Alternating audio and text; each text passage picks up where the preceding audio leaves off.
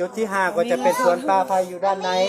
ซึ่งจะเป็นสวนที่มีพระพุทธรูปหลายๆเด้อ 1,250 องค์ซึ่งคนได้จำลองเป็นพระอรหันต์ 1,250 องค์ข้างประชุมโดยบ่ได้นัดหมายและก็เป็นบ่อนประดิษฐานพระพุทธรูปที่เฮ็ดด้วยหินปัจจุบันนี้ก็ถือว่าเป็นองค์ใหญ่กว่าหมู่ในประเทศลาวที่เป็นหินของคนลาวซึ่งมันได้นำมาจากแขวงจตุจักรเมืองปากเซดังนั้นผู้ใดเฮ็ดธุรกิจแล้วก็เอาเลยของเขาผู้ใดเฮ็ดธุรกิจหน้าที่การงานหรือว่าค้าขายหรือว่าไผมีรายมีการเนาะอยากให้มีความมั่นคงเจริญรุ่งเรืองอยู่ในมี12อยู่ในสายอาชีพธุรกิจการงานเด้อนะก็ขอแนะนำให้ไป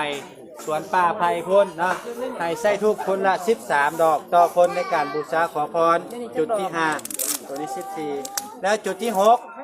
จะต่อด้วยสวนมอยาซึ่งจะมีผ่าสีม่วงนะพี่น้องว่าสวนมอยาปูชีวกซึ่งเพิ่นจะเป็นมอยาประจำตัวขององค์สมมาสัมพุทธเจ้าดังนั้นผู้ใดที่เจ็บป่วยบ่สบายสุขภาพบ่ค่อยดีก็ร้องอธิษฐานขอพรขอไปช่วยปัดเป่าพญาโลคาเด้อให้ใช้ชีดอกธูปในการบูชาสวนปูมอยานะและจุดที่7นะก็จะเป็นปราสาทเขาอยู่ด้านในนี้นะซึ่งปราสาทเขานี้เพิ่นฮ้องว่าปราสาทเขาของพระแม่โพธิ์ศกซึ่งว่าพระแม่โพธิ์ศกนี้เพิ่นจะเป็นผู้ประทานอาหารความอุดมสมบูรณ์ให้แก่มนุษย์เฮาดังนั้นนะมาแล้วก็จะพาในการบูชาขอพรขอให้ตนเองและครอบครัวมีความอุดมสมบูรณ์กินมะบกจกมะขาดเด้อเนาะไปกราบไปไหว้เด้อเนาะส่วนนี้เพิ่นจะแนะนำแต่ละจุดไปตอนนี้เป็นเฟืองเนาะพยานไฟใหม่เด้อดังนั้นก็ขอให้ไปกราบธรรมดาเด้อนี่ก็แล้วแต่ความเชื่อส่วนบุคคลเด้อเนาะจะมีหน้าที่แนะนำให้ผู้จักเท่านั้นผู้ใดอยากไปกราบไปไหว้สามารถเฮ็ดได้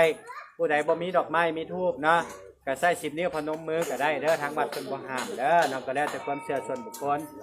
อันนี้เป็นการแนะนำของเพิ่นเนาะเพิ่นจะแนะนำไปแต่ละจุดอยู่ในวัดนี่